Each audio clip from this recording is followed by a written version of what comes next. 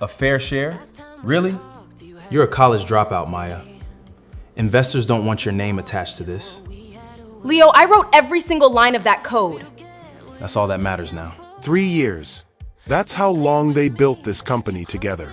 Cold garage, skipped meals, one laptop, one promise, 50-50, until the money arrived. Take the bus back to your parents' house, Maya. Disappear from my life forever. You don't belong in the world I'm about to build. $5, Leo? After all my years of suffering with you, this is what I get? Maya didn't scream. She didn't cry. She looked at the $5, picked it up, folded it carefully, put it in her pocket. Then she walked out into the rain. Leo watched her leave, completely certain he would never see her again. This is the story of a betrayal that backfired completely. Leo thought he was a genius who could use people and throw them away like trash. He believed $5 was enough to wipe out the woman who actually created his success. He spent over a decade building a tech empire, thinking he was untouchable. But he never knew what happened to Maya after she walked out of that garage. While Leo was enjoying the spotlight, Maya disappeared into the shadows, keeping that single $5 bill as a constant reminder of his cruelty. Leo thought he had won. He had no idea that a brilliant mind with nothing left to lose is the most dangerous thing in the world. Long before the luxury cars and the flashing cameras, there was only the garage. It was a small, damp space behind an old house, smelling of motor oil and cheap instant coffee. For 3 long years, this room was Maya and Leo's entire world. They had no money for heating, so during the winter, they wore heavy coats and fingerless gloves just to type on their keyboards. They were building an app called Nexa, a revolutionary software that could protect massive corporate databases from cyber attacks.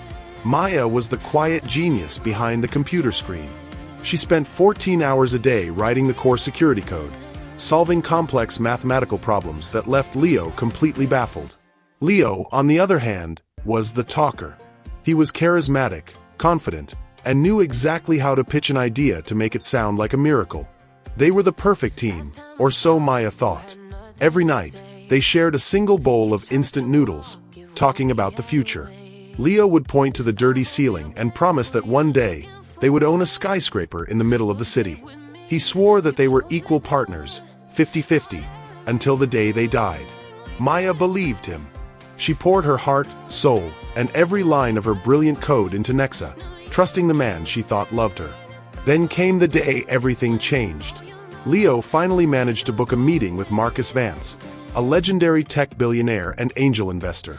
Maya wanted to go to the meeting, but Leo convinced her to stay behind, claiming she looked too tired and that he could handle the business talk alone. Maya agreed, staying up all night in the garage to run final stress tests on the software so the presentation would be flawless. She had no idea that the moment Leo stepped into that high-stakes meeting, the promise of wealth would instantly erase 3 years of shared sacrifices, leaving her with nothing but a broken heart and a burning desire for justice. Leo had no idea he had just started his own countdown to ruin. With Maya gone, Leo launched Nexa using her flawless code. The software was an overnight sensation. Silicon Valley couldn't get enough of it. Major corporations paid millions to secure their data, and Leo took 100% of the credit. He quickly transitioned from a broke programmer in a garage to a tech celebrity, gracing the covers of business magazines. Over the next 5 years, Leo's wealth exploded. He forgot all about the cold garage, the shared ramen noodles, and the girl he had discarded. He built a towering 50-story glass headquarters in the heart of the city, the exact skyscraper he had once promised Maya they would own together. He bought a sprawling mansion, drove luxury sports cars, and surrounded himself with fake friends who constantly praised his genius.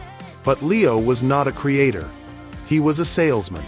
He didn't understand the deeper complexities of the code Maya had written. As technology advanced, Nexa needed critical security updates. Instead of building new systems, Leo simply patched the old ones, growing lazy and arrogant. He believed his empire was completely untouchable, unaware that the foundation of his entire life was slowly beginning to crack. His own countdown to ruin. While Leo enjoyed the spotlight, Maya moved to a tiny apartment in a different city. She kept the $5 bill taped to her desk as a daily reminder. She didn't seek a normal job. Instead, She used her skills to look for loopholes in the tech market.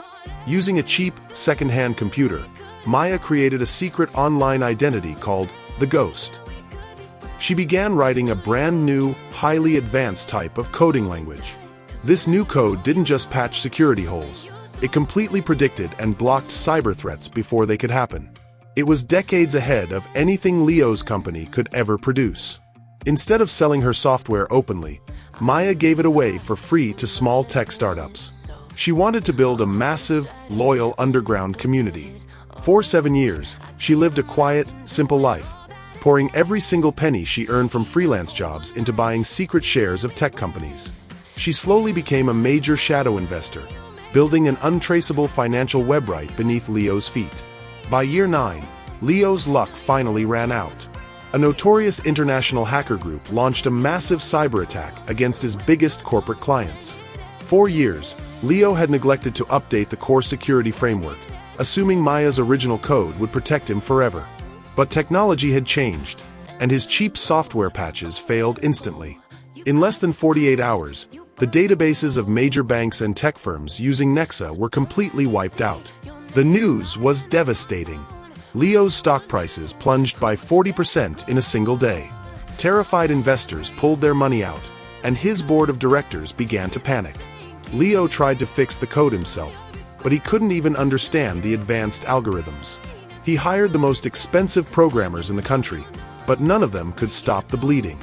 Desperate to save his reputation, Leo took out massive high-interest loans, putting up his entire skyscraper and his own personal shares as collateral.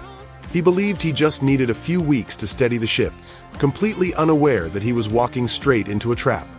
Leo's company was drowning in billions of dollars of debt. The banks were preparing to foreclose on his skyscraper, and his board members were actively trading away their shares for pennies to escape the incoming disaster. Leo was completely cornered, facing massive lawsuits and total public ruin. Just when all hope seemed entirely lost, a mysterious corporate savior emerged from the shadows. A completely anonymous global investment fund named V5 Holdings quietly stepped into the market. Over the course of 3 frantic weeks, this nameless fund systematically bought up every single piece of Leo's bad debt from the panic-stricken banks. They didn't stop there. V5 Holdings actively approached the terrified board members, purchasing their devalued company stock in massive blocks. Leo watched the market reports from his office in a daze, feeling a sudden surge of immense relief. He assumed some foolish foreign billionaire was throwing him a financial lifeline to save his tech empire. What Leo failed to notice was the strange name of the fund itself. The V stood for the Roman numeral 5. It was a direct reference to the $5 bill he had tossed on the garage floor years ago, now transformed into a multi-billion-dollar financial weapon designed to take away everything he owned. The relief Leo felt did not last long. The morning after the debt buyout was completed, he walked into his office to find a team of stone-faced corporate lawyers waiting for him. They handed him a stack of legal documents that made his blood run cold. V5 Holdings had not bought his debt to save him. By purchasing his high-interest loans and taking over the devalued shares from the board, the anonymous fund now controlled 51% of Nexa. They had executed a perfect hostile takeover. Leo was no longer the owner of his company. He was just an employee who could be fired at any moment. The lawyers coldly informed him that the primary shareholder had called an emergency meeting in the top-floor boardroom. Leo's hands shook as he adjusted his expensive tie. His mind raced, trying to figure out who this mysterious billionaire could be.